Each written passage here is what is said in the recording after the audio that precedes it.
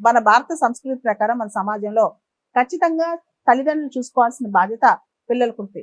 ముఖ్యంగా ఎవరైతే తమను తాము మెయింటైన్ చేసుకోలేరో, ఎవరైతే తమను తాము పోషించుకోలేరో ఆ టైంలో పేరెంట్స్ చూసుకోవాల్సిన బాధ్యత ఉంటుంది అనమాట. మన కల్చర్ లో కూడా ఒక కథ బాగా వినిపిస్తా ఉంటది.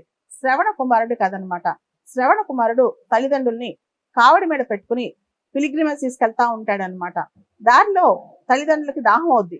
దాంతో ఈ అబ్బాయి మంచినీళ్ళు తేవడానికి వెళ్తే దశరథ మహారాజు ఈ బాబుని శ్రవణ కుమారుణ్ణి ఒక ఎనిమల్ అనుకుని దశరథ మహారాజు శ్రవణ కుమారుడిపై పొరపాటున బాణం వేస్తాడు. దాంతో శ్రవణ కుమారుడు చనిపోతూ మా అమ్మ మా నాన్న దాహంతో ఉన్నారు, ముందు వాళ్ళకి వాటర్ ఇవ్వండి అని అడుగుతాడనమాట.